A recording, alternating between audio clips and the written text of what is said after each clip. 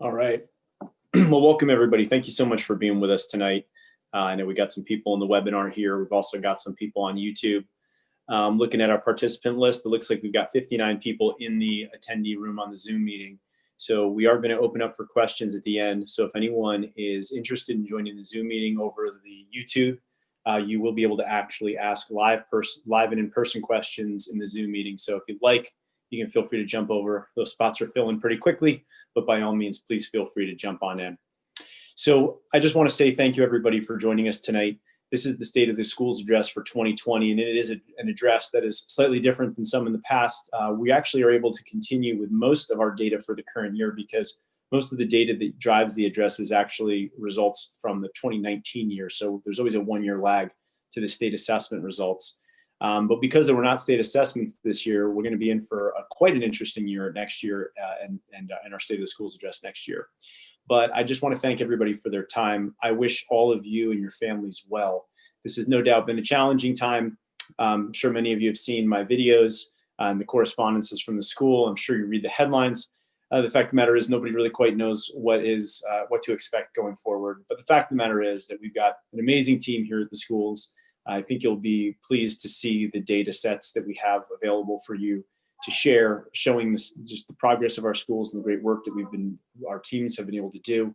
And no doubt, the teams that have been able to produce such great results for our students in the past will continue to produce those results. So we'll be ready for anything come the fall, and we're really hoping to be able to see all of you again soon.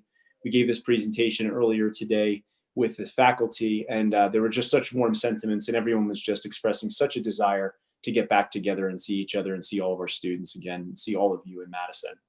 So from the comfort of my home, and as you are in the comfort of all of yours, no doubt, we really look forward to speaking with you here today. So I want to start with some introductions. I'm Mark Schwerz, Superintendent of Schools. It's my pleasure to be here and my pleasure to lead our great school system and carry on the legacy of Madison. With me also is Frank Santora, Dr. Frank Santora. He's our Assistant Superintendent for Pupil Personnel Services. We also have Dan Ross, Esquire, our Assistant Superintendent for Curriculum, Instruction, and Personnel.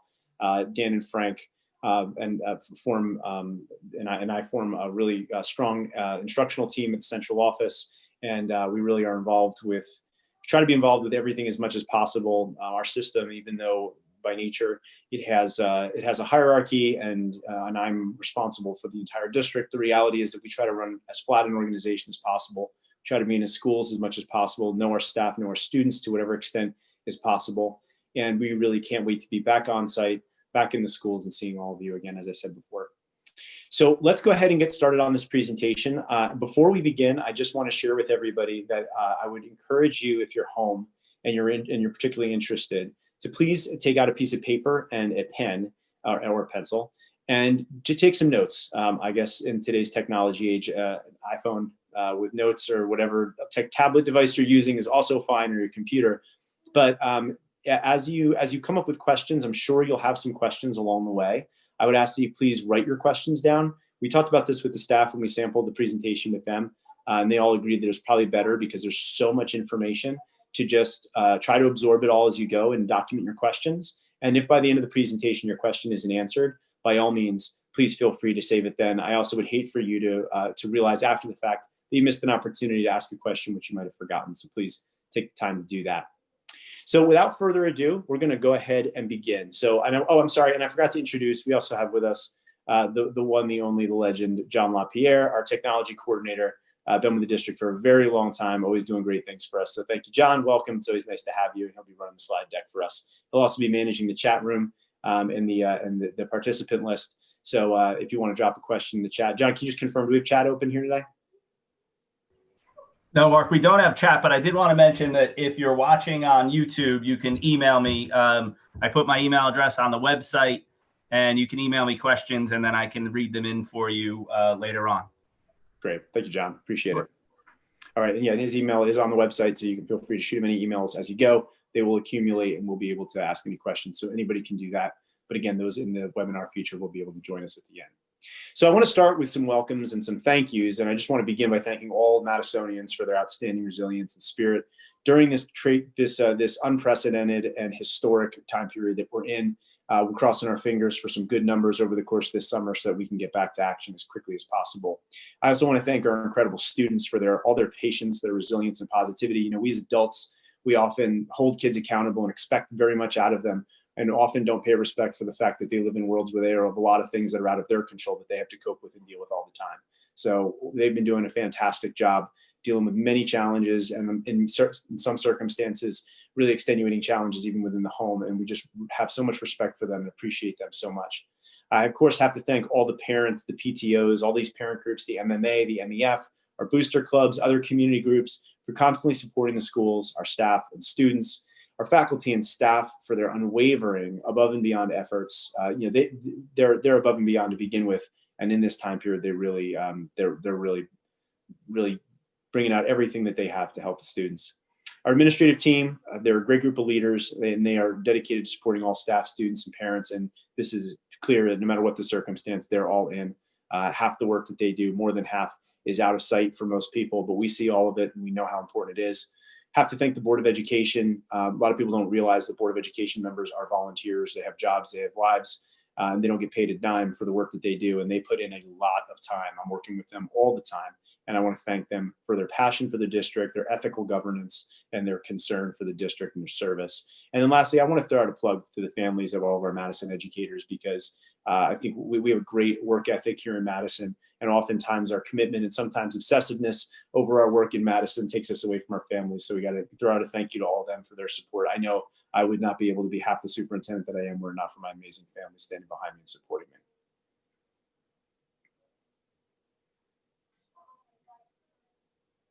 So the purpose of this address is threefold. First, we want to really affirm to the community, again, their school programs are strong.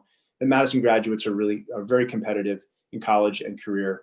We want to explain some of the ranking systems. That was one of the genesis, one of the reasons why we started this presentation in the first place. When I first came to Madison 3 years ago, there was a lot of concern because our place in the media rankings had changed and people were very concerned. Did that mean that the quality of our schools was low? We had a few years where there wasn't any, the public was wondering, were people getting accepted to selected universities? People were concerned that the reputation of Madison was sliding. We put together this presentation to illustrate that it was absolutely not the case, and it certainly is not the case today. So we want to provide some context for the current rankings and also make sure that you understand how those rankings work and which of those rankings are worth paying attention to and which maybe have to be taken with a grain of salt. We also want to identify some target areas for improvement. We really think that transparency is really critical. So in this presentation, we're going to demonstrate some areas where we're doing really well, and we're going to demonstrate some areas where we certainly want to do better. And again, we have nothing to hide. Our goal is to collaborate, and we can't solve problems together collectively unless everyone is aware of our areas for improvement. Our mission statement I wanted to put first and foremost. This has been with the district for some time. It was the product of a large-scale effort with many stakeholders many years ago. It is a beautiful mission statement. We've vetted this multiple times. I've incorporated an evaluation of this mission statement with various stakeholder groups, and it is one that really resonates with people and can withstand the test of time. And it is that the school district will inspire and challenge all students to be lifelong learners, empowered with the knowledge, skills, and character to shape their future, realize their dreams, and contribute positively to the world. And you'll probably note that the knowledge, character, and inspiration words that are on our crest, which you can just see in the watermark on the slideshow, are embedded in that statement as well. So we're really proud that this is our mission statement, and we want to do everything to make that a reality for every student. I also wanted to just give a nod to our district goals. Our district goal setting process has been one that has been a really interesting journey with the Board of Education and our stakeholders, because goal setting is not something that's really necessarily done well anywhere. And we've developed these goals, and although they are really purely aspirational and there are quite a few words, we've vetted these multiple times, and it's become really clear that there is a great deal of investment in these goals and the values stated in these goals. As we move forward, I'm happy to share that we had a board retreat on Tuesday night, and one of the outcomes of that retreat was that we really feel great about what these goals are all about. They're about high achievement for all students. They're about empowering every child through interpersonal connections and building resilience. And they're also about running a school district in a way that is responsible. So all of these sentiments are going to be continued. It's important to note that we do recognize that there is more that needs to be in these goals. At our retreat, we've identified, and I've certainly felt very strongly that we should have some meaningful metrics where we're measuring things that matter for kids. And additionally, we should embed some type of strategy so that way people understand what our approach is and how we're going to get there. So a little bit about our schools. Madison Public Schools has almost 2,600 students. It's pretty stable enrollment. We dropped our enrollment slide because enrollment doesn't really change significantly from year to year. Our community served are Madison K-12. We also have the Harding students from 9 to 12, and they're all Dodgers when they're at the high school. Our district factor group is I. If you're familiar with DFGs, those are designations by the state of districts based on the number of economically disadvantaged students that are enrolled in their schools.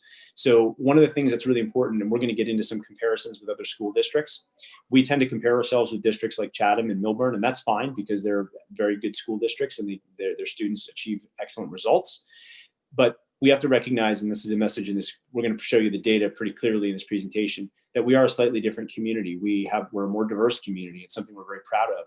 And we have about 7% of our population that where our students deal with economic disadvantage. And we also consider it part of our mission, not only to serve our highest achieving students, not to only to service all of our students, from whatever walk of life they're from, but also even our most challenged students. We want to do our best by everyone.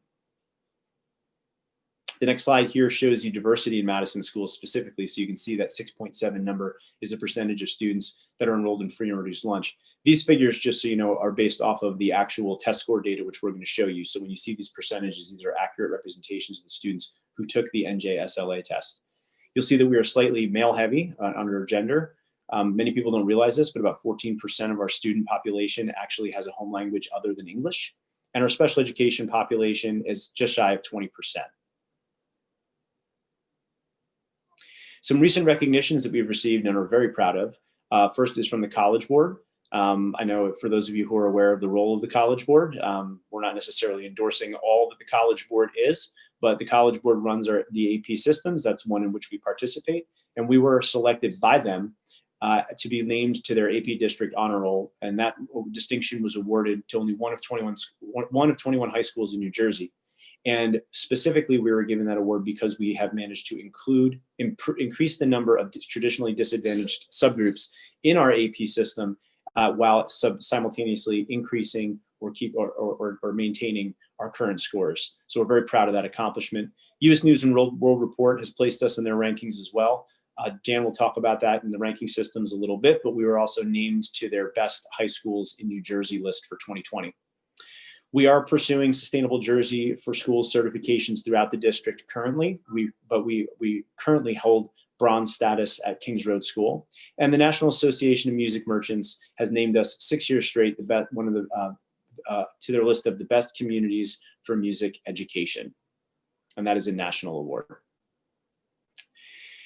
So we're going to go ahead and hand this over to Dan. I'm going to give a quick just introduction on NJSLA. I just want to make sure everyone understands this is the state assessment system.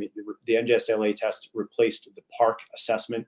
It's very much the same. The DOE actually retained all the rights to the intellectual property of the PARCC exam. They just were not allowed to call it the PARCC exam. So much of the infrastructure is still the same. It still works off of a Pearson run system, and all the assessment derivatives are the same as well. So there is a pretty decent degree of comparability when we compare data from the PARCC to the NJSLA. It's important to note that these assessments are only taken by students in grades 3 to 11 in the high school. I'm sure Dan will talk about the fact that the tests are not as important to the students because the stakes are not quite as high for all the tests. So the performances might not always be as strong. But what you're going to see in this is that our economically disadvantaged population continues to be our lowest performing subgroup, which is not surprising. Studies done on economics, the relationship between economics and family life and educational academic performance since 1966 has been well documented and studied and reproduced over and over and over again as being one of the most statistically significant factors in students' academic achievement. That said, it is a little promising to show that all of our subgroups are showing above average growth, and there is no one specific subgroup that is in terms of race or in terms of ELLs or in terms of special education students who perform lower than those students who we know already have economic disadvantage. So we want to do our best for everyone for sure, but we need to recognize that that economically disadvantaged group does not represent merely one subgroup, but has multiple group representations within. I also want to point out, we'll point out in this presentation that our students with special needs outperform like students in most other districts. This is going to be a real victory for us as we show this information. Also, our math growth has been particularly strong in all groups. And the achievement gap between boys and girls in ELA we've identified is kind of a new point of identification. Dan caught this in his presentation when he was studying the data in the fall, and we'll point that out to you as well. So without further ado, I'm going to pass it over to Dan Ross. Great, thank you, Mark. And thank you everybody for joining us. It's a pleasure to be here to be able to talk about Madison Public Schools and kind of the progress of where we are, and just give you a nice snapshot of a whole lot of data that we spend a lot of time talking about. And I think it's something that really gives us the ability to kind of share what's behind the curtain when people talk about Madison Public Schools, what the students are really like, rather than just sort of perceptual data and information about the schools, and some comparisons to some of our neighboring townships that we often get comparisons with, or similar economically district factor groups like I groups and J districts as well.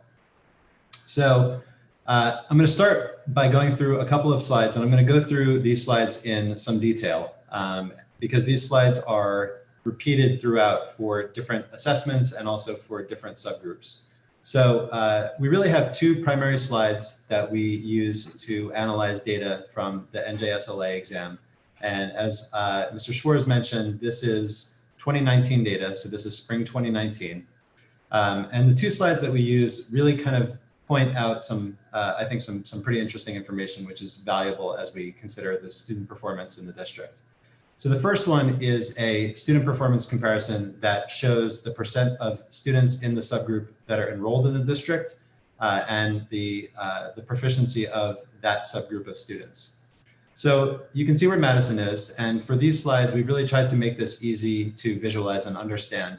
So Madison is used as the point of origin for all of the data slides that we use for NJSLA, because then we can compare students that are doing a better job and students that are not doing as well as Madison based on subgroup performance of these assessments. So for example, this is ELA, so English Language Arts Assessment 2019, economically disadvantaged students. And Madison is, you can see Madison is about 6.5%, 7% economically disadvantaged. And the districts to the right of Madison, so as you move to the right, the blue bar and below that, the white, represent districts that have a higher percentage of economically disadvantaged students. And so you can see Springfield, Princeton, Somerset Hills, Summit, Leonia, et cetera. The districts that are to the left of Madison represent districts that have a smaller number of economically disadvantaged students as a percentage of their total population. So this is Chatham, Tenafly, Livingston, New Providence, Cranford, Westfield, Milburn, Bernards, et cetera. So the first thing to notice is where Madison sits and where some of the commonly compared districts sit. Chatham, for example, has about 2% economically disadvantaged students compared to Madison's nearly 7%, right? And then other districts like Summit have a much higher percentage of economically disadvantaged students. So where this really becomes a powerful visual, we believe, is the blue section represents students that are in districts who have a higher percentage of economically disadvantaged students and also overall higher proficiency rates. So we term those districts that are comparatively over-serving that subgroup, right? This subgroup is economically disadvantaged, and this is the ELA assessment. But just to note, right, districts that like Summit, Springfield, East Brunswick, Leonia, Fort Lee, and Butler have a higher percentage of their population is economically disadvantaged, and also their performance is higher, right? And so they're doing some really good things with their students. They're getting really good outcomes, and these are districts. This is where we want to be in the future. Districts that are to the left, that are in the green section, have a smaller number as a percentage of population of economically disadvantaged students, and also they have a lower overall performance. So districts like Bernards, Hopewell, and West Windsor Plainsboro, right, are comparatively underserving their economically disadvantaged students. Districts that are in the white are a little bit hard to compare against. These districts have either more students as a percentage of population, but are not doing as well as Madison, or vice versa, a smaller percentage of students, but are doing better. So it's really hard to tell, if a Chatham or a Tenafly had the percentage of economically disadvantaged students that Madison had, what their overall performance would be. So this is one of our quadrant charts that we'll see sort of throughout the remainder of the early part of this presentation. The second one is a gap analysis. Last year and the year before that, we presented this information using bar graphs. And if you have seen some of those presentations, it is a really, really jam-packed set of bar graphs with lots of really pretty colors and some horizontal lines to try to make some sense of things. But visually, it's a hard thing to kind of get a read on. What we determined this year was we could represent gap analysis using the same quadrant model, where the x-axis is the percent of proficiency and the y-axis is the gap, the percentage gap between economically disadvantaged students and non-economically disadvantaged students. So you can see that I have some notes there in the axes that in blue, where if you're lower on the graph, right, that means that you have a smaller performance gap. And if you are further to the right, you have higher overall proficiency. So really the sweet spot here is bottom right, right? Bottom right is you have high proficiency and a very small performance gap. So a school like Butler, for example, has about 62% proficiency overall, and it only has maybe a 7.5% gap between economically disadvantaged and non-economically disadvantaged students. That means that Butler is getting really good results, both for economically disadvantaged students and students who are not in that category. You can see where Madison is. We're a little bit up and to the left. And as Mr. Schwartz mentioned, our economically disadvantaged students are the subgroup that we need to focus the most on in terms of overall performance. But with that said, you can notice that Bernards, West Windsor Plainsboro, Princeton, Somerset Hills, and Hopewell have comparatively lower proficiency rates and also a higher performance gap. So these are significant values, and we think this is a pretty powerful visualization, just to see sort of who's outperforming whom, and this really does level the playing field. As a combination, this slide with the other graph, you can really kind of get a better sense of what's happening.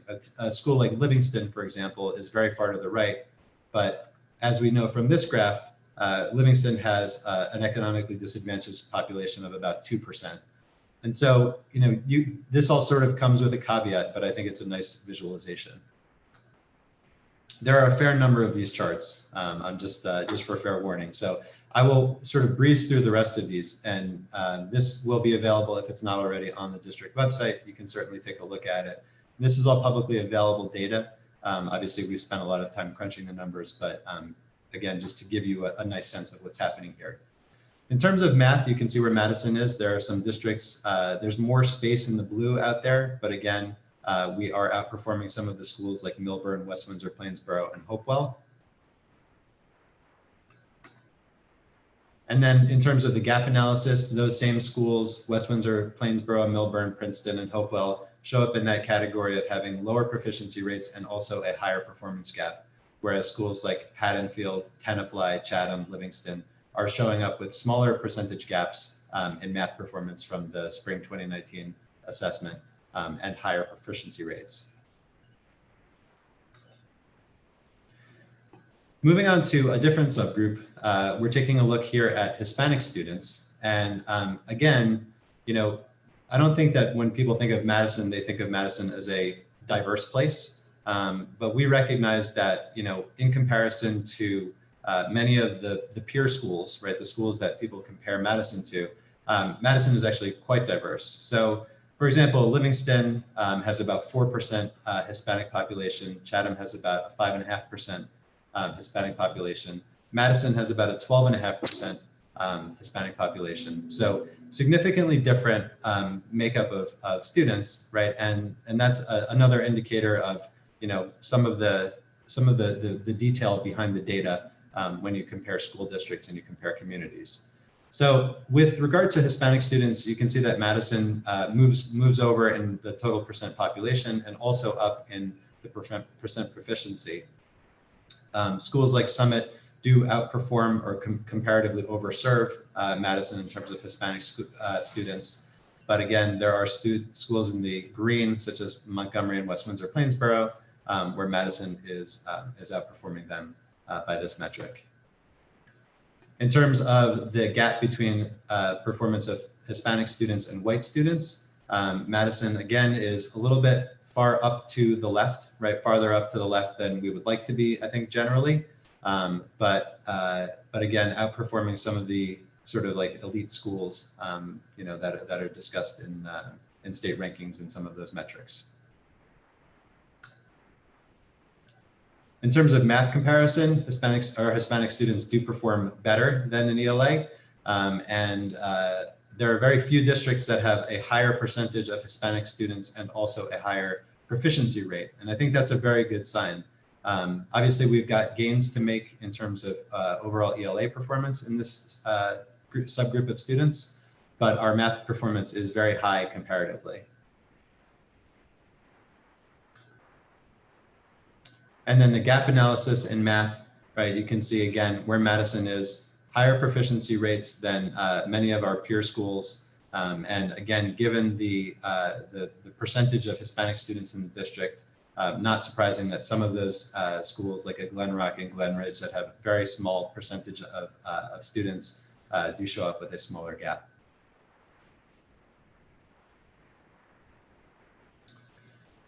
The last group that's analyzed in this manner is students with disabilities, and these are our special needs students. The ELA 2019 performance of our students with disabilities is very high. Math performance is also very high. And again, this is where that sort of blue and green really is a valuable metric to examine. You can see the number of schools that fall into that green section. These are schools that have a smaller number of special needs students or students with disabilities and also have a lower proficiency rate. And so, you know, Madison has demonstrated on this assessment and in previous assessments that it's a very good place in terms of academic outcomes for students with disabilities. And obviously that's a testament to the programs and to Dr. Santora's leadership, as well as the educational staff, within the department. In terms of the gap analysis, you can see that Madison in this metric is very far down to the right, which as a comparison of overall proficiency and overall success is a very good sign. A couple of schools, Tenafly and Glen Rock, do fall into that field to the right. But again, with Madison's rate of the population, certainly a very good outcome here for English language arts. In terms of math performance for 2019, there are no districts by this metric that have a higher percentage of students with disabilities who have higher performance. So, when we look into that blue bar, the blue bar is there for illustration purposes, but there are no schools there. That means that Madison outperforms all 30 or 35 of the peer schools that have been selected for this metric. Many of these schools fall into that green section of analysis. So again, this is very, very promising sign for our students with disabilities. And it's obviously a reason that many students from out of district seek placement in Madison, and we're able to continue to grow our programs, with fidelity to great academic programming. Gap analysis pretty much shows the same overall results. And just as we leave that section, again, I would encourage you to download this presentation and take a look through it. I did want to try to get through those slides, with some speed, but it's really interesting data. It's really good data to look at. And so I would encourage you to do that. Moving on, we have some other, Mark? I was just going to clarify that the presentation, if you haven't been able to find it, was originally listed as a separate headline, but it is on the website, the district website. And I believe now it's been embedded actually within the link to this meeting here. So if you've not been able to access it yet, please just check the headlines within the district website. Thanks. Great, thank you, Mark. So our next comparison is the NJSLA comparisons by gender. So this is data that was presented originally in October of 2019 as part of our requirement to report out on NJSLA data within 60 days of receipt from the Department of Education. And this sort of came out by accident. We were looking at all of the subgroup performance, and I was crunching all sorts of different scenarios. And what we came up with was a really interesting trend in the comparison of the performance of our male students and our female students. So when we look at the 3-year aggregate scores on the NJSLA in English language arts and in math, we see some pretty interesting trends. If you did not know anything about graphs or anything about what this represented, you could very easily pick out that the orange bars on the left graph are significantly higher than the blue bars on the left graph, and the right graph seems much more sort of balanced, right? The graphs here and each of these bars represents an aggregation of 3 grade levels, so ELA 3 through 5, 6 through 8, and 9 through 11, the high school scores. So it's by grade band, and it's 3 years of performance, 2017, 2018, and 2019, the spring assessments in each of those. And what you can see from the ELA performance is that in each of the grade bands, there is a significant difference between the performance of female students as compared to their male counterparts. The gaps seem to be the largest in the early grades, and they seem to balance out a little bit in middle school, but then sort of become resurrected again at the high school level.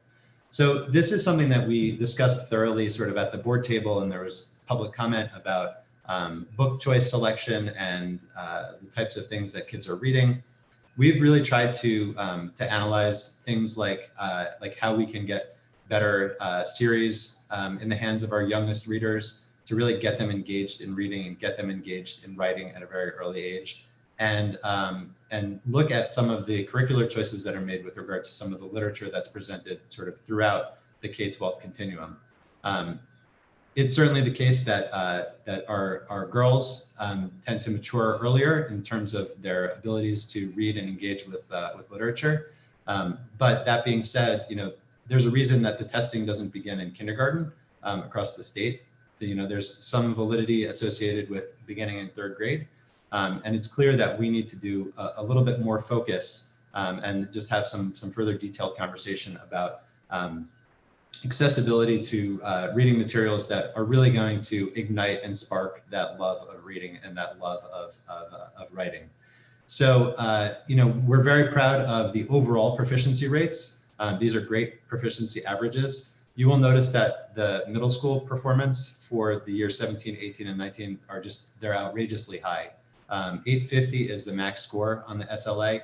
Our average score among female students in 2019 was 790, which is advanced proficient. So our kids really are doing very well overall. We would just like them to do really well overall at very, very high rates that are somewhat similar. The math information on the right, as I mentioned earlier, does show more of a balance. And one of the interesting conversations that we've had and people across the sort of the world have had is, well, boys are really much more interested in math when they're young, and they really engage with math and science more so than reading or language arts. Based on the outcomes that we've seen from standardized assessments, it is not the case that our boys are significantly outperforming our girls at on these assessments. In fact, you can see for grades 3 through 5, 2017 and 2018, and 2017 and 18 and 19 in grades 6 through 8, and some of the years at the high school, our female students are outperforming our male students on standardized assessments in math as well. So these are much closer, and these values really are much more balanced in terms of overall proficiency rates. So we're not concerned about sort of the performance gaps there. But I don't think that, I think that this data indicates that is not it's not the reason that our male students are having some struggles in terms of their outputs as compared to our female students.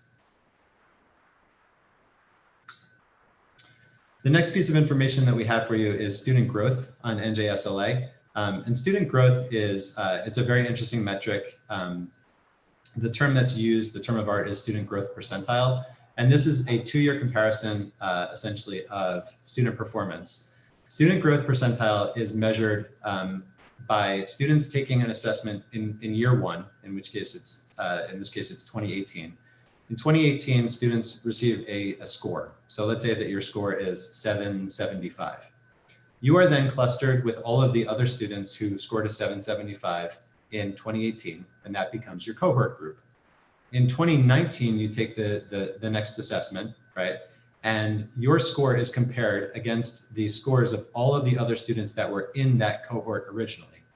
So of all the students who scored 775, let's say that the next year, the average of those students' scores was 750. If you as a student scored an 800, right, you would then have scored significantly higher than the average performance of the students that were in your cohort. That means that you showed more student growth as compared to that group. Similarly, if your score was a 725, then your overall output was lower than the average score of that cohort, and that would be less growth.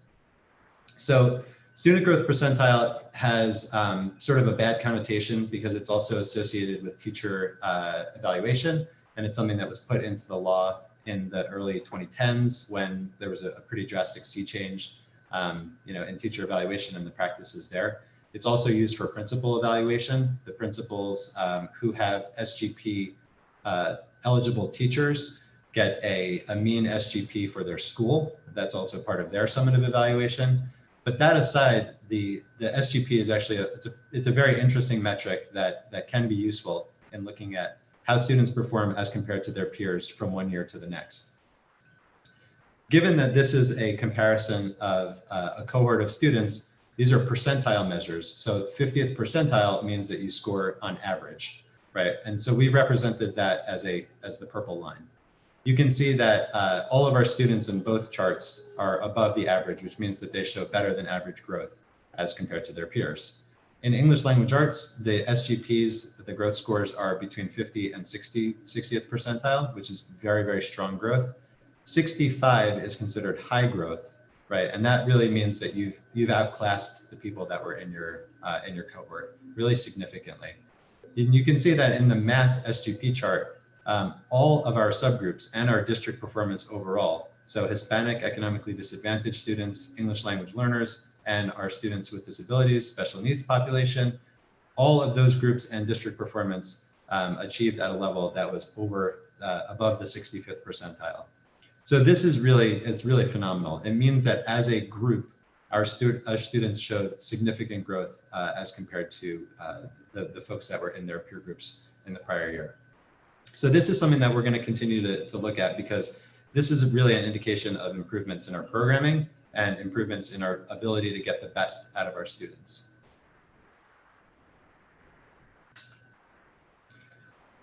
In looking at school data, obviously we want to cast a wider net than just the NJSLA, and so we do look at a lot of other metrics as well. Average SAT score comparison is something that we've looked at for the last 3 years, and largely the top 40 schools are around there. It's mostly the same 40, or 1 or 2 are mixed in or mixed out. Schools that are underlined in blue represent schools that are J districts. These are the most affluent schools in the state, and these are K-12 schools. I think these are all K-12 schools.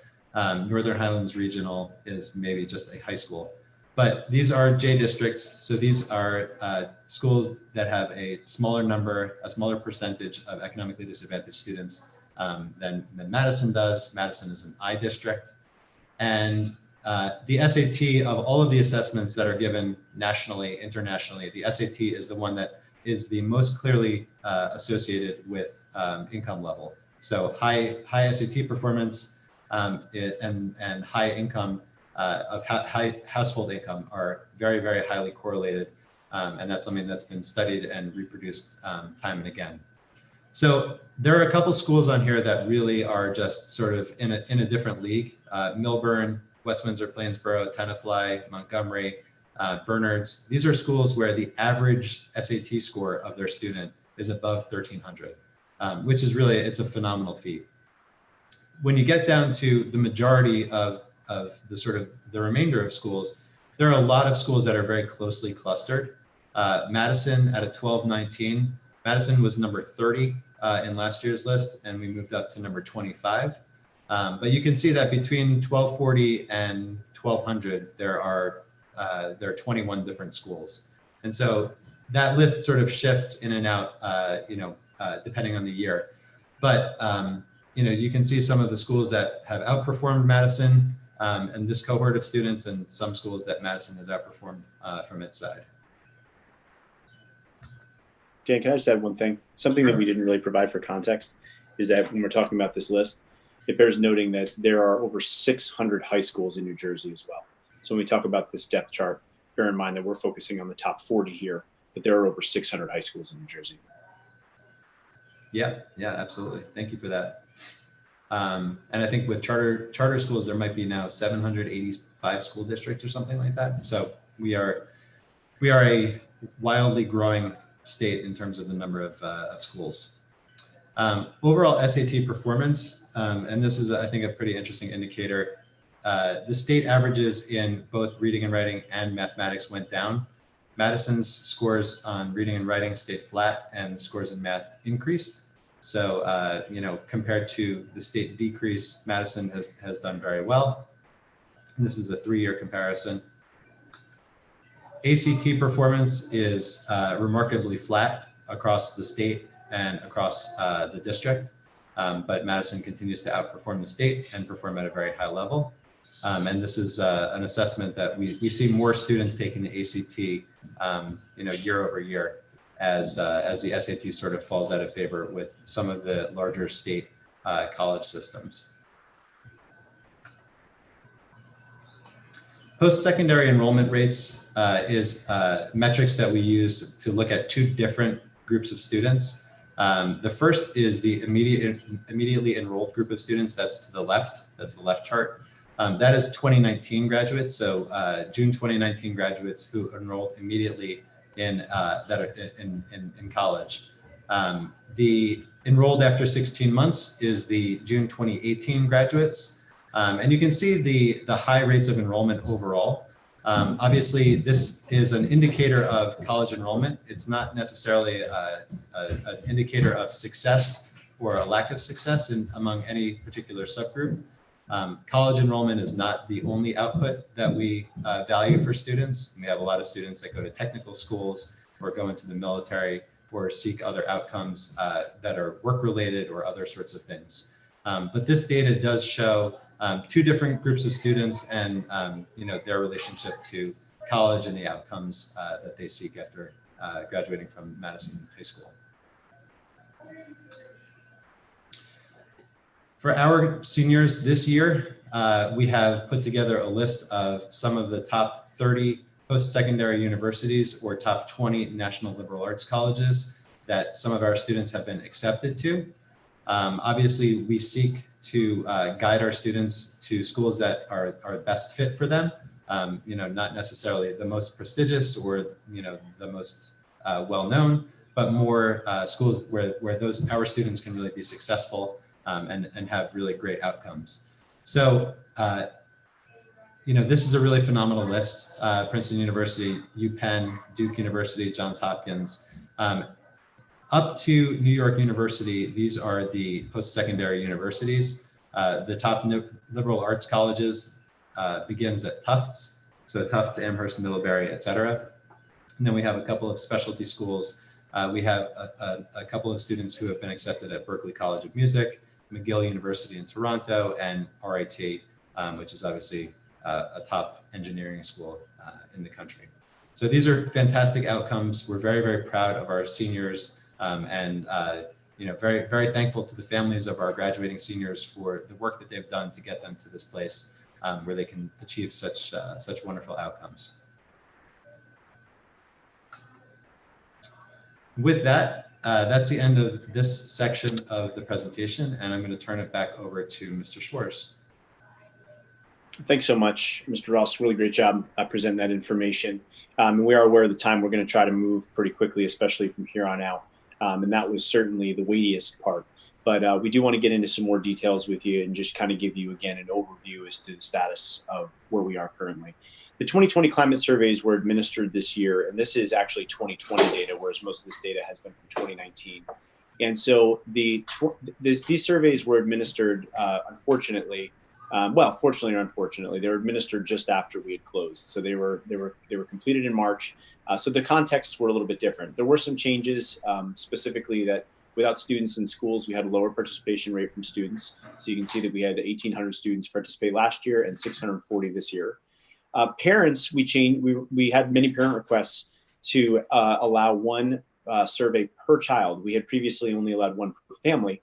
And we did figure out a way to work within the Qualtrics system, which is a service that we use to administer these surveys, to make sure that every family could complete one per child. So that dramatically increased the amount of parent surveys that were completed from 688 to a little over 1,100. And then for staff responses, we had made the surveys confidential, but not necessarily anonymous. And we, again, were able to leverage the technology a little more successfully this year. And we're able to find a way to actually ensure that we only had one survey sent per staff member, but that the data was returned to us fully scrubbed within the system of all their confidential information. With that knowledge, we had more participation from our teachers and our faculty members and administrators as well. So everyone who completed a survey, we want to thank you very much. And of course, we want to share a little bit about some of the outcomes. There's a ton of data in here, and we're going to spend a lot of time internally parsing that data and running some tests for statistical significant correlations between subgroups. But for now, I wanted to share just a couple of points that I know matter to everybody and show a little bit about how these surveys were designed.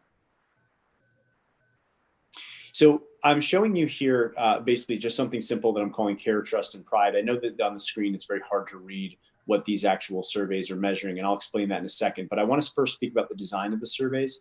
When I first got here, and we developed these surveys because there were many questions within the community regarding what is actually the state of our schools. And there were varying perspectives among students, varying perspectives among staff, varying perspectives among parents. And it was very difficult to ascertain exactly what was the real experience that the students were having. So we designed a survey based on what the concerns of the community were, and we designed them from the student perspective. And then we retrofitted surveys from the parents' perspective and the staff perspectives using the same metrics. I want to thank Dr. Santora and his team who worked on this to help refine some of the survey items. We did identify that there were some, there were kind of multiple measures within each individual item, so we needed to break them out. There were a few that were phrased a little in the negative, like asking students about rates of boredom, that were a little bit questionable in terms of how they were being interpreted. So we worked very hard to refine them this year, which means that crosswalking the surveys from last year to this year are a little more challenging, but we'll have a more statistically valid, we'll have a more, we believe will be more valid and reliable instrument moving forward. So with this specific survey, we chose to use a vertical bar, stacked bar to show the distribution of responses. The bright red is strongly agree, the purple is somewhat agree. So you can see just at a glance here that these are all largely positive. Blue is neutral, so that's just neither agree nor disagree. And then green is somewhat disagree, and then yellow is strongly disagree. So with regards to the first column, so all the way on the left, you can see that these stacked bars, they align vertically all the way to the left. And this specific item was about specifically care. And it's basically for students, it said adults at school care about me. Parents said adults at school care about my child. And staff's version said adults at school, the adults at the school care about our students. And as you can see, these were very positive responses. Obviously, we always want to do better. We always want to do as best we possibly can. And we certainly have some areas within parents and within student responses that we can drill down. And we want to make sure that everyone feels cared for within our school buildings. But it is important to note that we do have largely a perception of a strong caring community throughout our schools. Again, these surveys for students were administered in grades 3 through 12. And again, we can't fully know exactly how representative that response from the students is of the entire population, as it was self-selected survey, meaning that students were not required necessarily to take it. But we'll get some clarification next year. We also don't know how the school closures have impacted the responses. In the second column, it's about the students were asked, do I have an adult in the school that I trust? So for parents, it was my child has an adult that they trust, and for staff, it was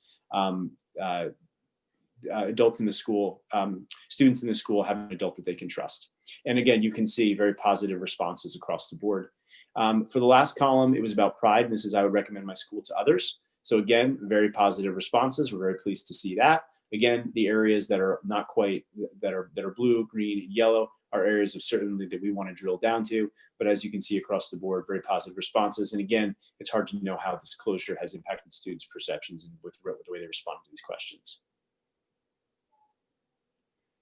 The next column, the next is enthusiasm, friendship, and effort. And again, these were actually just available in the data set, so there's not necessarily a rhyme or reason as to why they're together. But of course, these are metrics that are proxies for research-based principles and indicators that students are engaged and are succeeding in school. So we're looking to look to these items as hopeful leading indicators. So for students, in the first column, it says that I look forward to coming to school every day. For parents, it's my child looks forward to coming to school every day, and it's also staff perceptions about how much students look forward to coming to school. So, you know, this is a difficult one to measure. I think we all want to know that students feel strongly that they love coming to school and participating in school every day.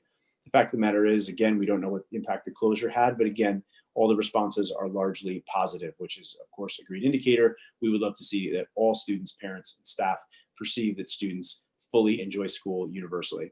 The second question is about friendship, and that is I have many friends at school that care about me. And you can see, of course, obviously that one is particularly positive. So it would appear that the vast majority of our students report positive relationships. And of course, we're constantly seeking out students who aren't connected to their student body and seeking to help them get more linked up.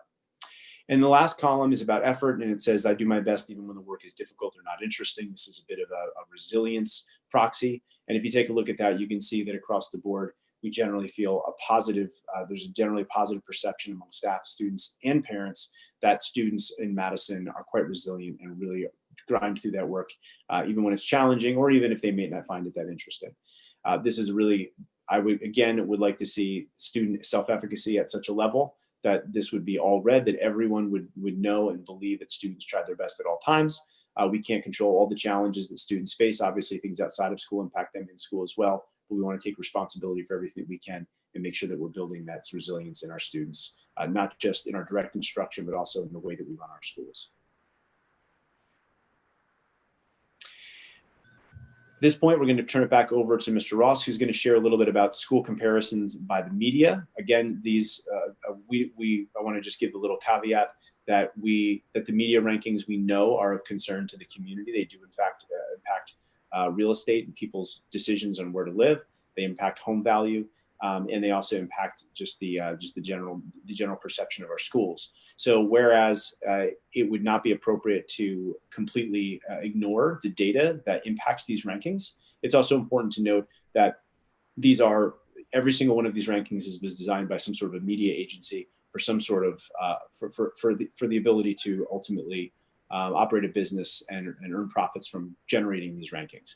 So we're not dismissing their importance, but we also want to make sure that we place them into context, and we also want to clarify for you the data behind them so that we can identify which aspects of these rankings we should be focused on and which aspects of these rankings we might not want to place such a premium on. Great, thank you. So as Mr. Schwartz mentioned, we take a look at the rankings and rating scales. We find them to be interesting because they are a conglomeration of different attributes that certain publishers think are representative of good school districts or not good school districts. One of the things that we have agreed upon as a district very strongly and really sort of shared very widely within our walls is that we are not in the business of chasing ratings or chasing rankings, but we do want to understand where these systems come from. And if there are metrics that align very neatly with our value system, then obviously we're going to pursue that as based on our values, and obviously feel the benefits that come up from that. So I'm going to go through 5 different ones for you, and we'll go through them quickly just so you have a general sense of how they're put together. So these are the 5, and I will describe each one in detail and sort of what the metrics are. So the first is the NJDOE ratings. This is a measure that came out a couple of years ago, rating scale from 1 to 99. This was big in the media. Star Ledger, published, where does your elementary school lie, or what's the best elementary school or high school in the state? You can see the rating system and how they use the data for high school and for elementary and middle schools. Unfortunately, due to the pandemic, the Department of Education extended the embargo of the data that was used for these ratings. And so we can't share our own ratings, and we don't have access to the comparative data for NJDOE ratings for this year. We have on the past 2 years presented this data. We will present this data as part of perhaps the fall assessment presentation, but at this point, we don't have any information about how Madison schools compared against the state and the summative ratings from the NJDOE. U.S. News and World Report rankings methodology changed last year. Last year was the first year of a pretty dramatic change in the way that they calculated top schools. You can see that the majority of the metrics that are used in U.S. News and World Report rankings relate to high school performance on AP assessments and other college readiness metrics. There is 10% focused on underserved student performance. And so this is aggregated among students who are Black, Hispanic, and from low income households. And Madison Public Schools, Madison High School did very, very well in the US News and World Report rankings this year. And this is rankings for the top public non-magnet schools. And you can see where Madison lies in that sort of top 15 spot there. You'll notice that the rankings start at 14 and go to 50. And that is because the magnet schools occupy the first 13 spots. Magnet schools are selective criteria entry schools that can select which students attend the school and which ones are prohibited. They generally have very low special education populations, if any special education population, and they have very high academic measures of entry. And so, we don't feel that comparing ourselves to those schools is an appropriate comparison, but we do feel that comparing ourselves to comprehensive high schools across the state really is a much better representation of success. For the first year, Madison High School was also included on the New Jersey STEM high school rankings. And you can see here that Madison High School is the 9th highest ranked STEM school. And this is really phenomenal. It speaks to the success of our 2018 graduates in the AP assessment in math and science participation. So you can see the list of schools here. This is a phenomenal list to be on, and we're very pleased that we made the list this year. SchoolDigger.com is a ranking system that's based solely on the standardized test scores. It does not include geometry or algebra 2, but it does include ELA from grade 3 to 11 and math from grades 3 to 8 in algebra 1. Other factors are not taken into consideration. And Madison moved up from number 30 to number 28 on that ranking system.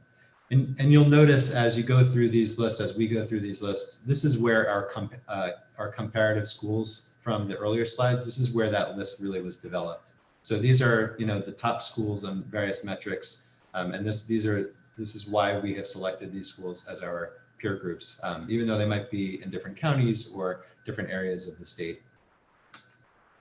New Jersey monthly rankings come out biannually. We have the data from 2018, which uses lagging 2016-17 data as its indicator. We are expecting an update September of 2020, so we'll report out to the community on that when we receive that information. And in 2018, Madison had moved up from number 32 to number 26 of the top 50 high schools in New Jersey. Niche.com is a ranking system that is closely associated with Realtor.com, and it is a predominantly survey-based ranking system. So the more survey respondents who say good things about your district, the higher the rating system. And that is for a large majority of the categories, with the exception of the state assessment proficiency and some of the other quantitative measures. So niche.com is something that folks see when they're looking for homes, Realtor, Trulia, et cetera. But as it's survey driven, we give less credence to the value of the rankings in terms of looking at measures where we can improve. Last year, Mr. Schwartz did have some conversation about members of the public, if they're concerned, go out and participate in the surveys and get your name out for Madison Public Schools. And in 2019, the rankings for Madison Public Schools had moved up from number 68 to number 30. In the 2019 rankings, we've dropped from number 30 to number 50. It's pretty clear through sort of the yo-yo effect of these rankings that these are not particularly valid metrics. Nonetheless, they are something that folks look at and something that we felt was important to include in this system.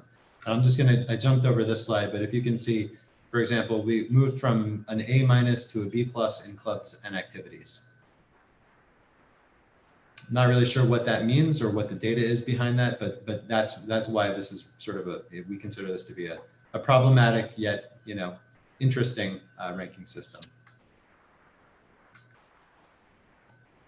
I'm going to pass this over now to Dr. Santoro so he can talk about some special services innovations. Thank you, Mr. Ross. Good evening, everyone. And before I get into these innovations specifically, I do want to circle back to the success of our special education students on these standardized assessments.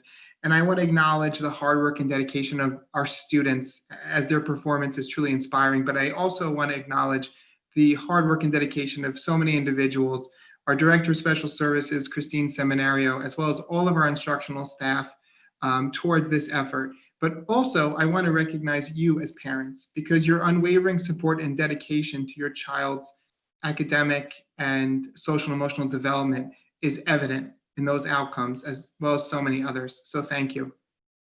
The 1920 school year has seen many different innovations and improvements within the Department of Special Services.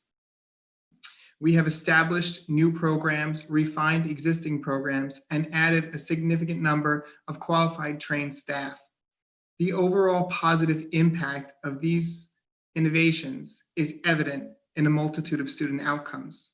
We have been successful in transforming a learning environment for our most vulnerable learners and providing them with comprehensive data-informed programming within their homeschool environment. I am so grateful to the support of Mr. Schwartz, as well as the members of the Board of Education, as well as my administrative colleagues and the parents, because through our collaborative efforts, we have attained great success for our students. Some of the innovations that we've introduced over the course of this year have included a special class autism program at Central Avenue School. We've expanded therapeutic intervention services through Care Plus of New Jersey to address students in grades 6 through 8. This clinician not only provided support and services to students, but also training and consultation to parents and teachers. We continued with the vein of training parents by implementing a training series designed to promote emotional wellness among students. We also saw revisions to existing programs. We looked at our Madison Junior School Advisory Curriculum, as well as the school counseling curriculum at the elementary level, and we substantially altered them to meet the current needs of our students. We also restructured the resource room program at Madison Junior School to provide direct and explicit instruction in executive functioning. And as always, Mrs. Seminario and I have continued to evaluate the district's extended school year program to not only increase its duration as well as intensity, but also looking at each moment as an opportunity for key instruction for students so they're able to retain acquired skills. As I mentioned earlier, we added a number of qualified support personnel throughout the course of the 1920 school year. The benefit of their services and support, again, is evident not only in the competency of our students, but also those of our staff members and parents as well. Through these collaborative efforts, we've changed not only the landscape of learning for our students in special services, but general education as well. This slide depicts the number of support enhancements that have been obtained or added throughout the 1920 school year. But what I'd rather focus on is the next slide, which outlines the intended support enhancements for the 2021 school year. As you can see, we are looking to add another special class autism program at Central Avenue School. This will be the third program we established in the last 3 years. And the reason for this is that we've had substantial success in reaching students using a systematic approach to instruction known as applied behavior analysis. As we've worked from year to year, we've identified increased numbers of students who require this specialized service. As we reach more and more students within district, we are required to increase our supports. We are planning to add increased speech language services at Central Avenue School, as well as a school psychologist at Central Avenue School and a school counselor at Madison High School. Such supports have been budgeted and planned for. However, given the current climate, we are hoping that these things can continue to come to fruition, but we also are cognizant of the current climate and the potential negative impact on our budget.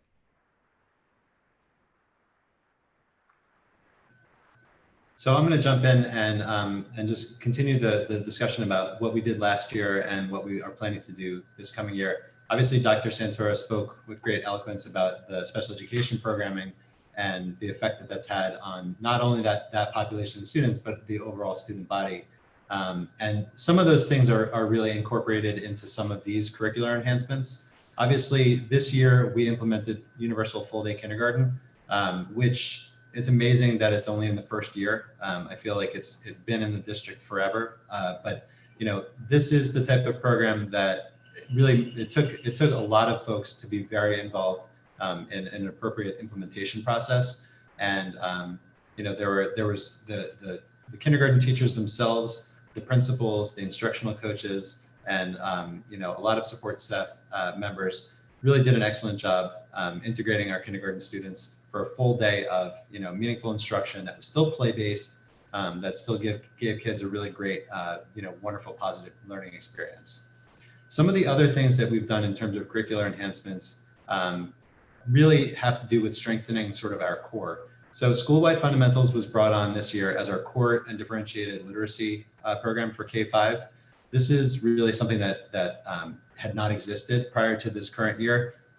With a Readers and Writers Workshop model, it is a sort of an open model that allows a lot of flexibility in terms of implementation based on resources. And so through the really wonderful work of Shelley Eman, who is our instructional coach for the humanities, we've really been able to provide teachers with some structure and support on really how to approach their K-5 ELA classes.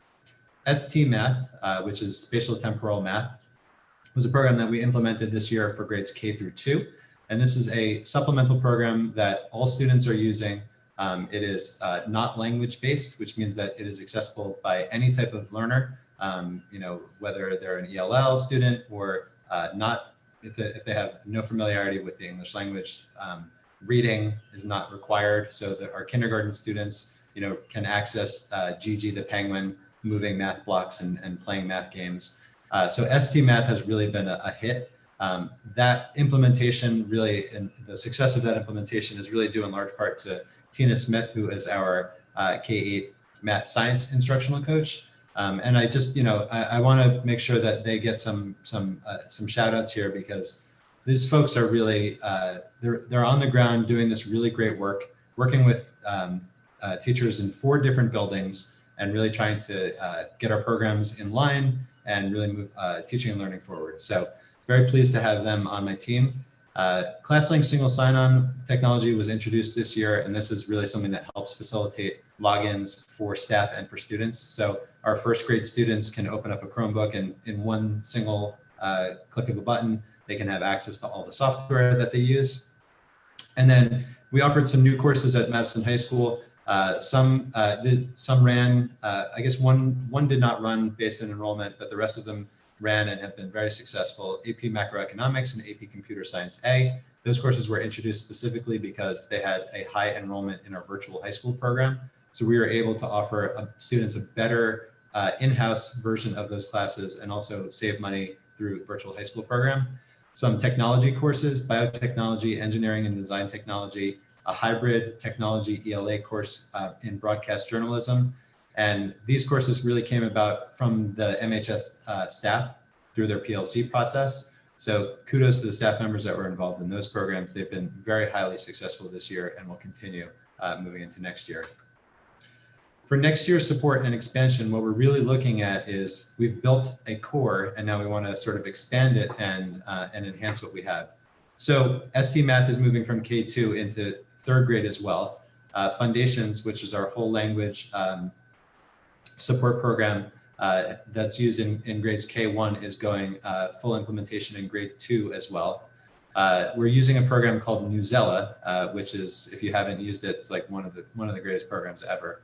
It levels the reading level of articles that are written in a variety of subjects for students, Lexile levels from grades 3 to I think 11, and that's something that we've started to pilot the second half of this year, and then STAR testing plus Freckle for tested grades, and we're looking at what grades that's the most efficient for.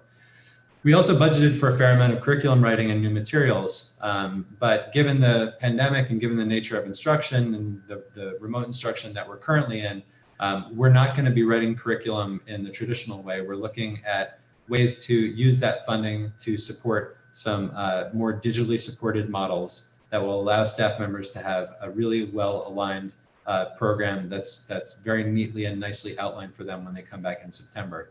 So we're looking for staff members that are going to be, working through those materials. And I think this is something that we'll probably continue to build on as we go throughout the summer, and it'll just sort of become part of the fabric of what we do in teaching and learning.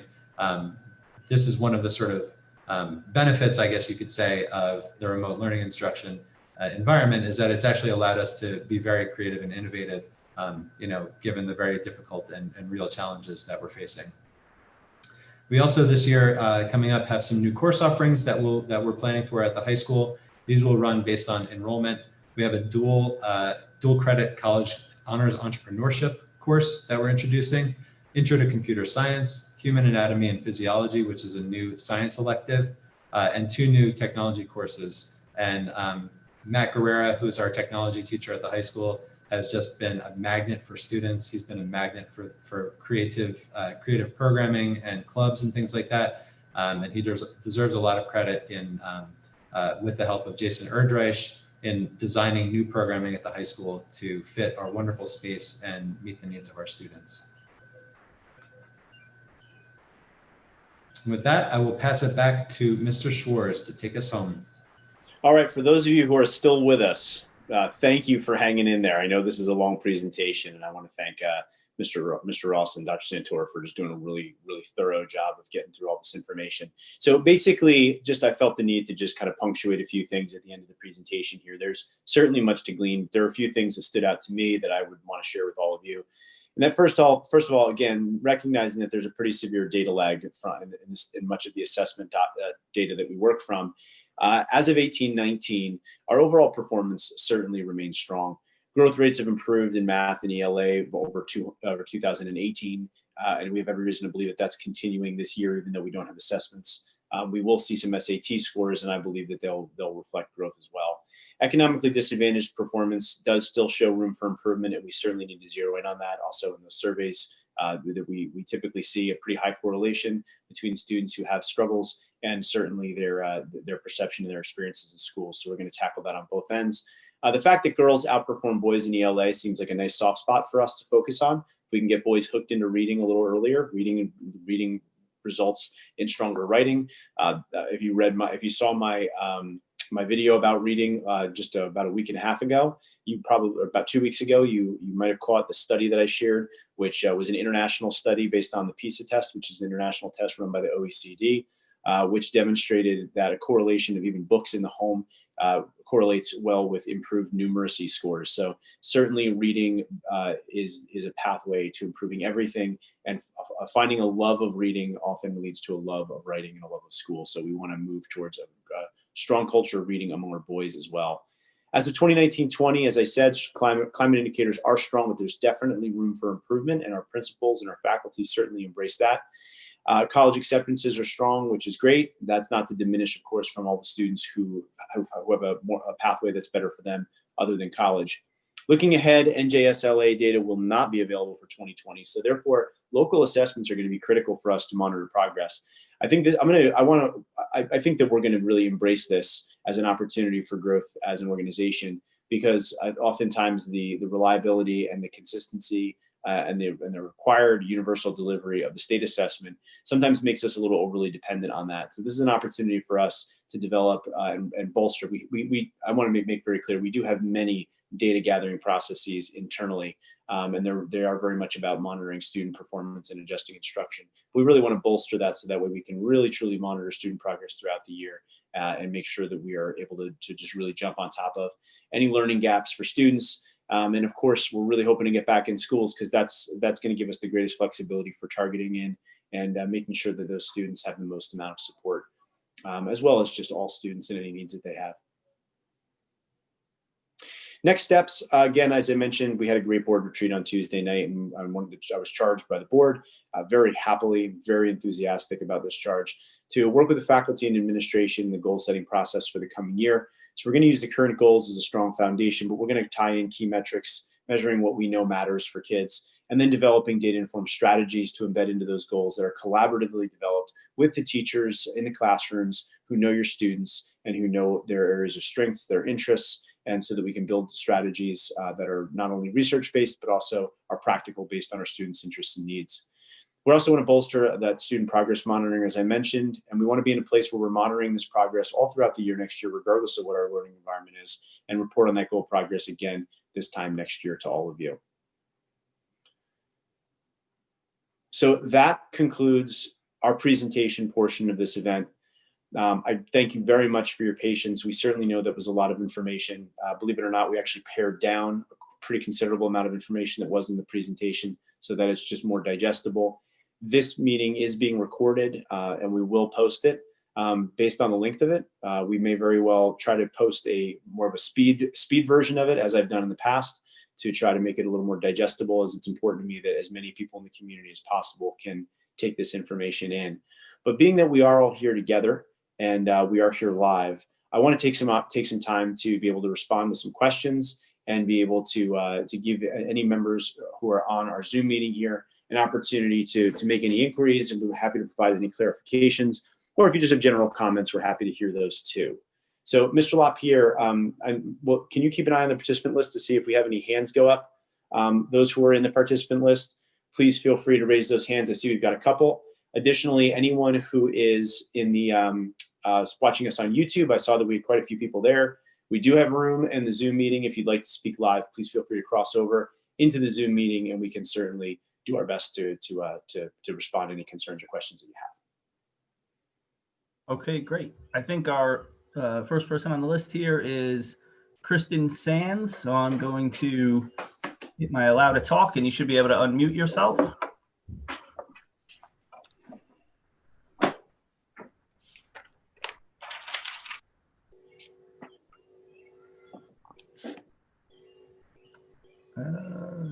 Mrs. Sands, if you're there, it shows that you're still on mute.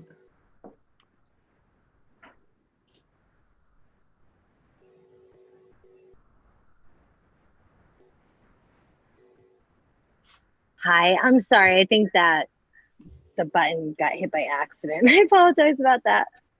Oh, okay, no problem. No problem at all. Thank you. All right, and then we have Deb Cohen. All right, good evening, everyone. I will continue to shout my praises of the distance learning that Madison has done. I think overall it's been very successful.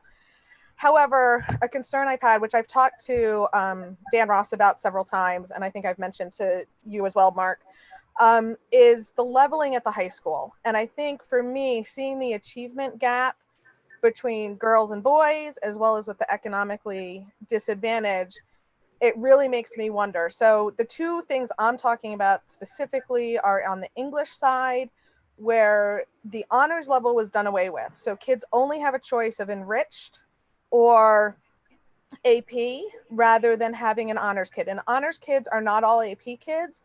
But I'm going to use my son. He knows I've told this story before. He was very bored and enriched in 9th and 10th grade. Was recommended for honors, but not AP, and then honors was done away with, so he was pushed into AP. He struggled. He did okay. He managed to get through it, but the AP exam, he got a 2 because he really wasn't prepared, and that's nothing on his teacher. His teacher was fabulous. but he wasn't prepared. He shouldn't have been in an AP class, and he was again forced into AP as a senior, and has again held his own in class. But actually, we opted him out of the AP test because since it was an option this year, I didn't need to spend $95. But I think the lack of an honors option, there are kids that are going to be bored and enriched but are not AP students, and I really think that needs to be looked at. And the other issue is on the math side, and again, poor Ian getting used again here. He was in, he took geometry as a freshman, took algebra 2 as a sophomore, was recommended for advanced algebra trig his junior year because his teacher deemed him not ready for pre-calculus. However, there were only 12 kids enrolled in that class, so it was eliminated and he was forced into pre-calc. It worked okay. He got through with tutoring the whole year, and is taking stats this year, but that was money out of our pocket that if he was in an advanced algebra trig class, he wouldn't have needed. So I think for me, we really need to look at the leveling, and maybe some of the achievement gap is the idea that kids can stretch themselves to these higher level classes, but there's not the support for them there. So if you're going to force kids into classes that they might be stretching themselves, there needs to be additional support. So for me, that, you know, seeing those graphs kind of dug that home really for me that no, this is a problem. Drove that home, not dug that home. Drove that home for me that this is an issue. And I think it needs to be looked at because I am sure Ian is not the only one that was put in that situation in either of those classes. Thank you. Thank you, Deb. Nice to hear from you. Thanks for sharing those anecdotes, and we'll certainly discuss that. Okay, it looks like next is Kate Gilfillan.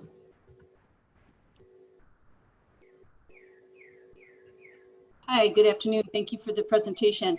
I just had a couple of questions, and if it's okay, I'm going to read down the list and maybe you can address them after.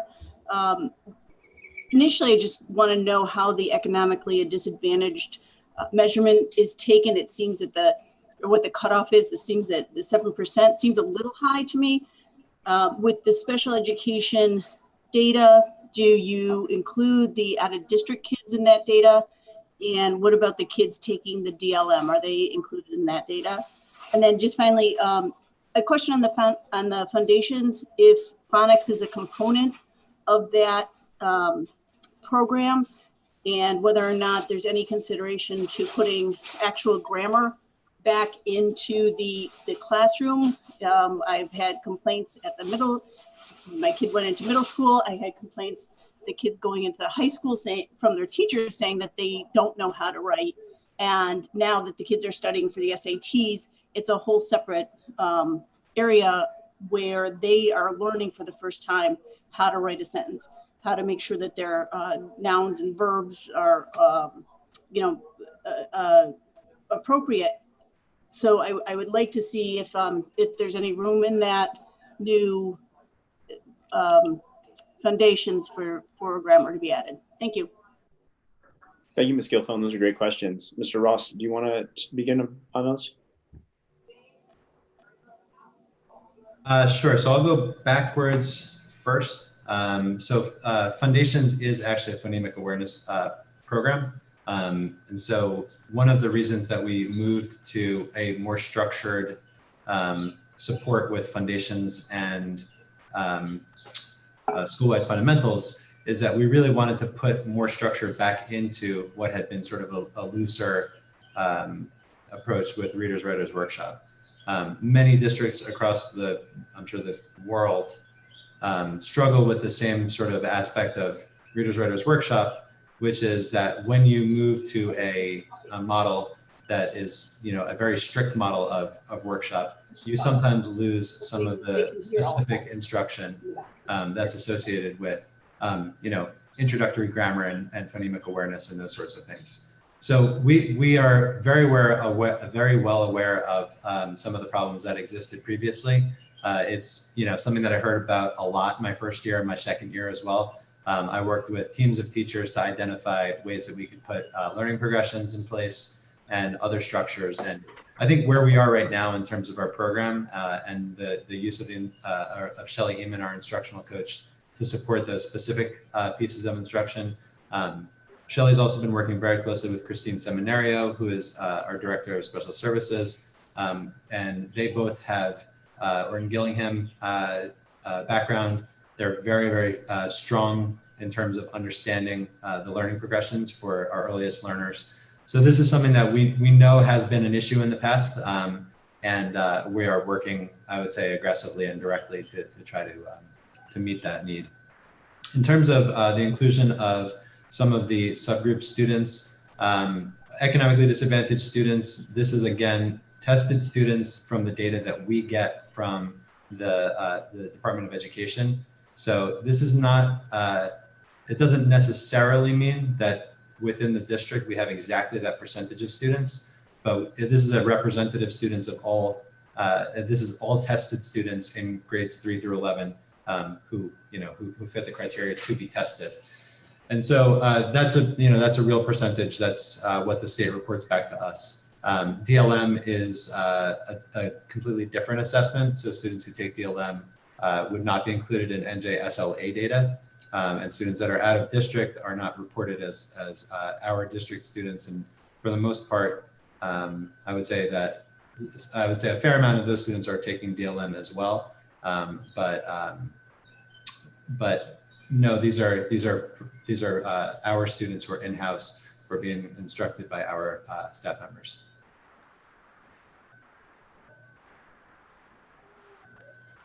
Thank you, Dan. And to clarify too, I'm not sure if it was part of the nature of your question, Ms. Gilfillan, but the economically disadvantaged students are self-identified through the free and reduced lunch program.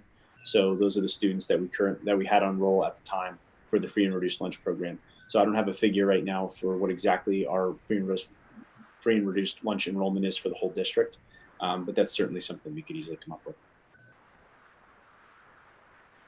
Ms. Gilfillan, you're still on. Did we answer your questions? You did. I'm sorry. I had just one other question. The counselor at the high school, is that a school social worker, or is that some other kind of counselor that you're anticipating hiring? That's specifically a guidance counselor.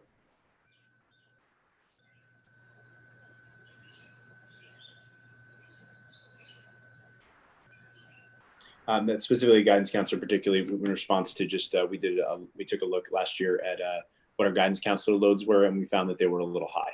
So it was determined through the administration and through the board in that analysis and through the school and a request by the school to have an additional counselor, and we did agree to budget for that. Okay. All right, thank you, Mrs. Gilfillan. Mrs. Gilfillan, and then I have another question that was emailed to me. I don't see any other hands raised, so I'll go to the email. And this question comes from Pat Rowe. State DOE released updated state aid, and Madison is losing $200,000 from the governor's original aid figures. I assume that it's too early to present an updated district budget, but do you have an idea when you will be able to tell the community about how it will impact next year's programs? Yeah, that's a great question. I was also just that number did just come through today. Obviously that's disappointing that we're losing those funds. So we're in the process of analyzing what the potential impact is of that. We have identified in anticipation of cuts, and cuts possibly even more severe than that. We had identified quite a few areas of possible efficiency. We had done that really through our budget process earlier this year, as we knew that we want to improve our capacity to fund our facilities because we know we have so many facilities needs. So we're going to be revisiting those funds and those the programs that we have in place, again, to maximize any efficiencies that we can. So this is going to be a bit of a process, but now that we have some sort of a firm figure, it would appear, I'm grateful to have some guidance as early as possible. That's really great news. So we will be evaluating that over the next couple of weeks, and we'll be making some sort of an announcement regarding how that's going to impact our programming for the next year. I will tell you that anytime that we have any kind of cuts or shortfalls, our priority is always to protect our student programs first and foremost. So, but at the same time, currently, I don't want to make any commitments right now regarding what the final decisions will be, as that will be a decision that will be a product of conversations with our administrative team as well as our Board of Education. Okay. And it looks like thank you, and also thank you, Mr. Rowe, for joining. It's always nice to have you on board, and thanks for the great question. There we go. So we have 2 additional hands here. So first, Johanna Habib. Hi. Hi, Ms. Habib. How are you? Good. How are you all? Good, thank Thank you. you for the presentation. I like the graphs, the way they're displayed this year. Much easier to follow. Terrific.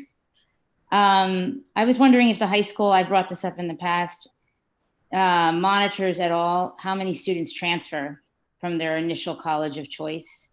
It's nice to see such a high enrollment rate after 16 months. But now that I'm going through with my second child through the high school and just anecdotally watching how classes do, it feels like maybe 10 to 20% of kids transfer. Now that's just a feeling. I have zero data on that, but I think it would be an interesting thing to track because it's not just enrolling the child, but it's enrolling the student in a place where they're going to do well. And it's kind of a feedback on how our college placement process goes. And certainly the high school would know, because having had a student now that has transferred, they have to go back to their high school for a transcript often. So maybe not if they're in their mid-20s and they transfer, but if they're a year out or so, the high school would certainly be involved in that transfer. So I just wondered if the high school maintained any of that data, or if it's something the district would consider monitoring. Thanks. Thank you, Ms. Habib. Thanks for joining us tonight. Dan, do you want to speak a little bit about any of the availability of any data within Naviance or any other system that we could possibly pull from for that information? I'm actually not too familiar with postgraduate data that's available on Naviance, but it's certainly something that we can look into.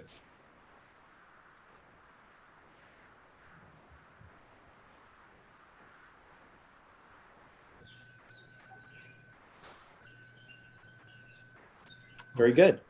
We do have another question on Zoom, and then I have a few more from the live feed. So Great. Next is Cheryl Dodds.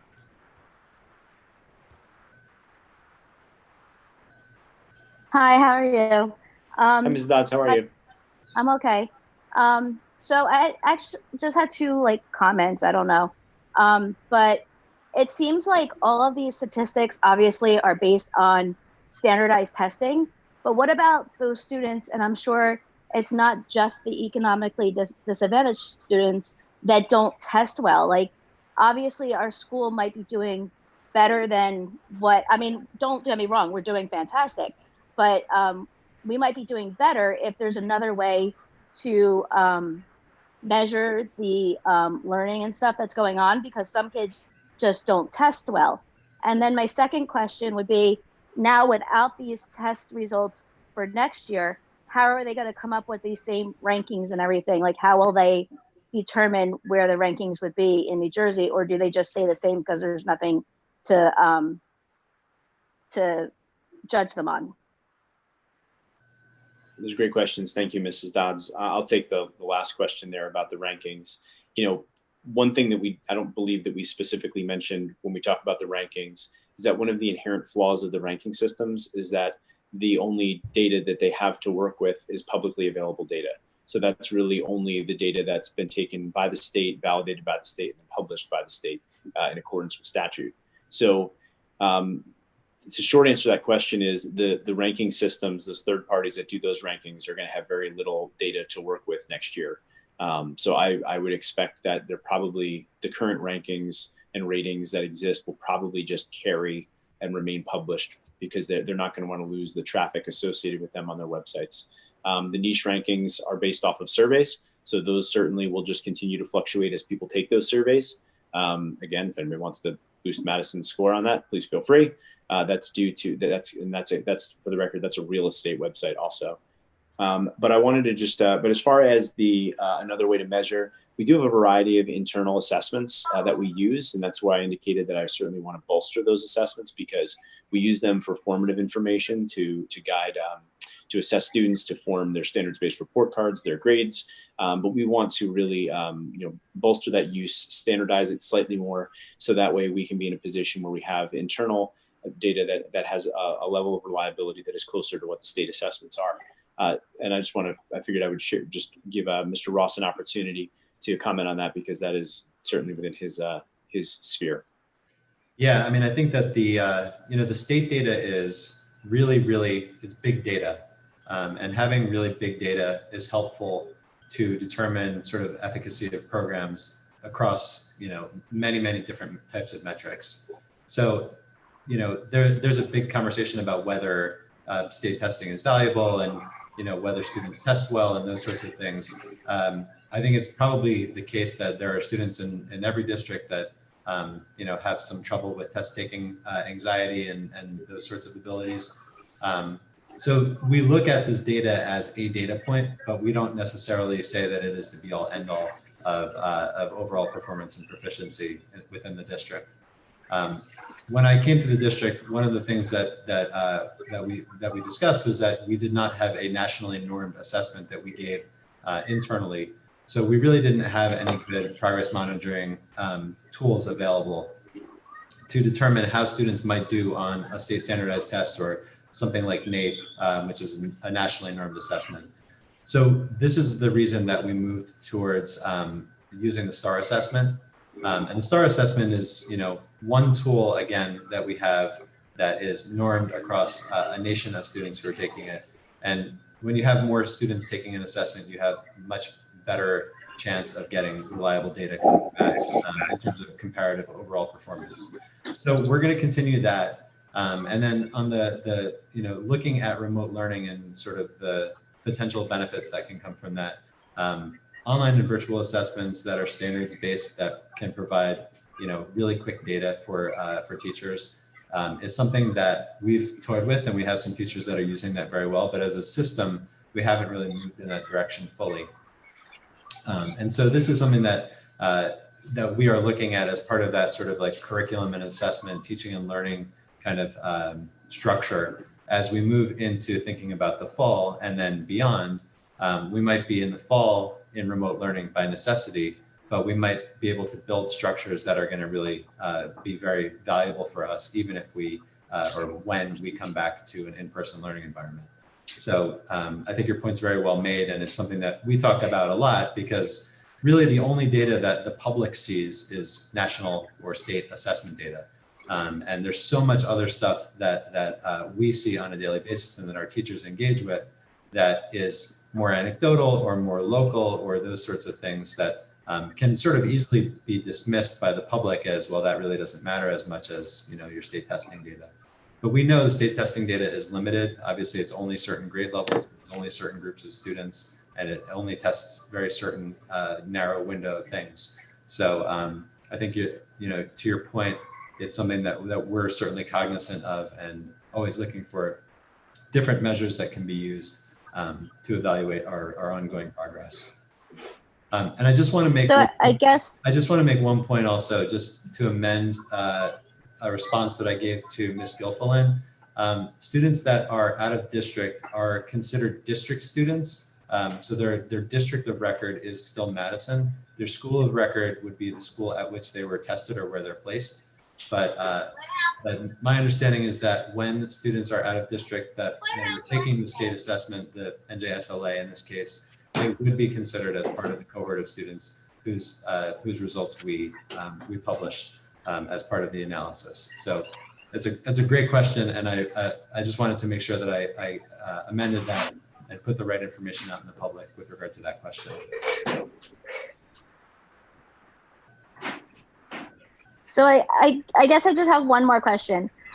So for example, for like this State of the Schools address for next year, will you use like in district data because we're not going to have the state data, or you have no idea yet how that's going to go on? No, that's certainly what we're going to do. We have internal data. We do use it. We use it, as I said, more on an internal monitoring and formative basis, but it is going to be something that we are going to need to report out on next year, because it is critically important that we engage in this annual review of what we've been able to accomplish and what the true status of our schools are. And the plus side of doing it that way also is that it'll give us data that is more real time. So for example, this data that we're working with right now is already a year old, whereas next year we'll actually have a lot of real data from the current year that we're in, because it's data that we'll control, we'll gather, we'll control, we'll assess, and we'll put together ourselves. So thank you for your questions, Mrs. Dodds. Nice to have you out with us tonight. Great. I think I'm going to go to the live stream now. We have a few questions there, and then we'll come back to the Zoom questions. So from Mrs. Heskett, I'm on the live stream with a bunch of senior parents. It seems that we're back to a virtual graduation on June 19th and possible live graduation in July if restrictions allow. Is Mr. Schwartz and the administration still open to a drive-by ceremony on June 19th? Adam canceled its virtual graduation, is doing a parade in June, followed by a live stream graduation in July, if allowed.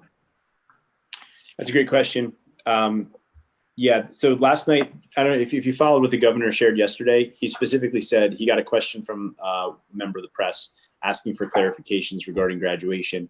And his response was to say that there's a memo going out from the DOE today. It may have already been sent, I'm not sure. So that made it pretty clear to me that the governor was not going to be proofing that memo before it went out, and that it was resting it solely with the DOE. So the DOE then put together this memo, and in the memo, they specifically not only restated what the governor said about having the live events on the 6th, it went so far as to say that in-car graduations also must wait until July 6th, whereas the prior guidance seemed to indicate that any in-car events, such as in-car drive-thrus or in-car events at schools, were acceptable. I believe this was an oversight, and I believe that that's going to be amended. Right now, after speaking with David Drexel, our principal at the high school, obviously, we want to do what we can with the students for a live graduation. So right now, again, this is just becoming the way that we have to operate.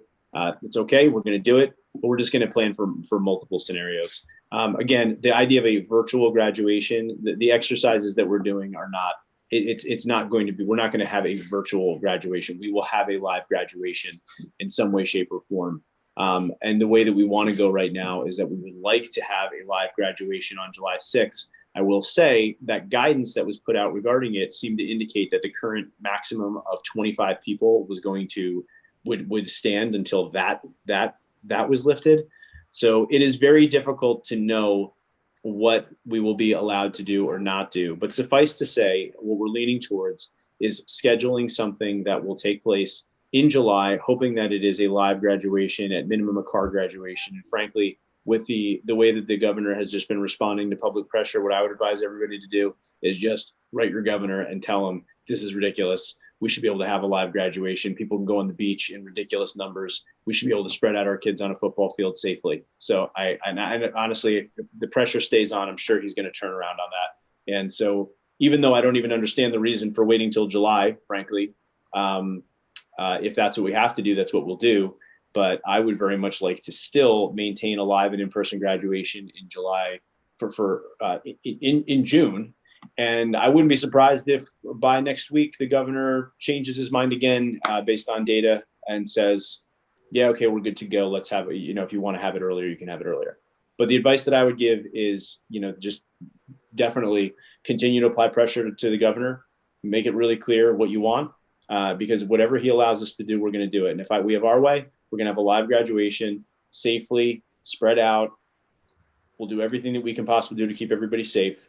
And we'd love to do it in June. So if we have to settle for July, then we settle for July. So thank you for that question. I feel your frustration. I can't even tell you how frustrated I am with the amount of time that I've spent trying to figure all these things out and trying to read minds and read the future. And at this point, we're just going to be ready for anything. And it's very clear that the governor listens mostly to the public as they get loud. So get loud. Okay. I have one more question from the live stream. So for Mr., and I apologize if I mispronounce this, Chaudhry, how does the projected administrative payroll for the 2021 school year, along with any positions added to support the current administrative structure, compare with that of the 2018-19 school year? Does the VP in charge of guidance currently see students directly? Did the former head of guidance see students? Thank you for all of your efforts, Mr. Chaudhry. Can you just read that again, please, Mr. Lapierre? Certainly. How does the projected administrative payroll for the 2021 school year, along with any positions added to support the current administrative structure, compare with that of the 2018-19 school year? And then also, does the VP in charge of guidance currently see students directly? Did the former head of guidance see students?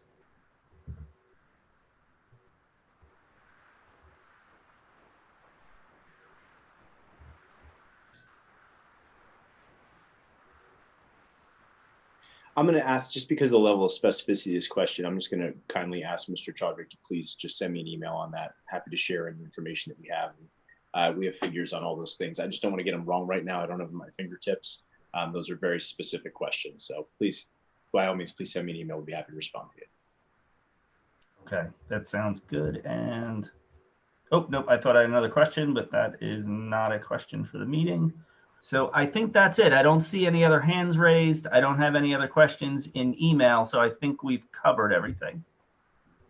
That's great. That's great. Well, everyone, thank you so much for joining us tonight. We really appreciate all the time that you've taken. It looks like we still have quite a few attendees with us. You're all troopers. This was a long, almost 2-hour meeting, and we greatly appreciate your time and commitment. We believe firmly and we recognize that the strength of our school system is largely predicated because of the investment of our community. If our community did not care so much about the schools, we would not be able to do so many things. So thank you. Please stay involved. Please stay invested. Please reach out. We will continue to hold coffees. We will continue to hold board meetings. We'll continue to hold public events like this. And we ask that you please stay involved. I will share, we are getting a pretty heavy volume of emails right now, I am especially as well. So please feel free to reach out. Someone will get back to you at some point. Please be patient there. But certainly, as we announce these dates, please take the time to be with us. It's always wonderful to hear voices and actually make some human connection outside of email too. So thank you for your time and being here. I just want to just close by, actually, before we close, just want to give Mr. Ross and Dr. Santoro an opportunity to just say any last things that you have in mind. I'll just say thank you for participating and, for all of your hard work and collaborative efforts, because together we've obviously been able to accomplish a lot across the district. So thank you. Yeah, and I'll just echo those sentiments. The strength of our administrative team and the strength of our teachers and the staff and everybody in Madison Public Schools is really comes from the community and the feedback and the dialogue. So, we love when we get questions. We love when we get ideas. We love when we get feedback. We have a sort of the conversation is, hug the messenger. We really love the idea that people give us constructive feedback, and we appreciate that. So thank you for joining. Thank you for staying with us here, and please let us know your thoughts. And we hope to continue to serve you in a positive manner in the future. Great. Well, thank you, everyone. Really, best to you. We will keep everyone posted. We'll keep the weekly videos going, and we're going to be ready for anything this fall. And we hope more than anything in the world that things continue to go well with the virus, that we all can stay safe, and that we can get back in schools as soon as possible, and with most preference right at the beginning of this school year in September. And actually our first day would be the last day in August. So I hope that comes to fruition. Everybody have a great night. Thanks for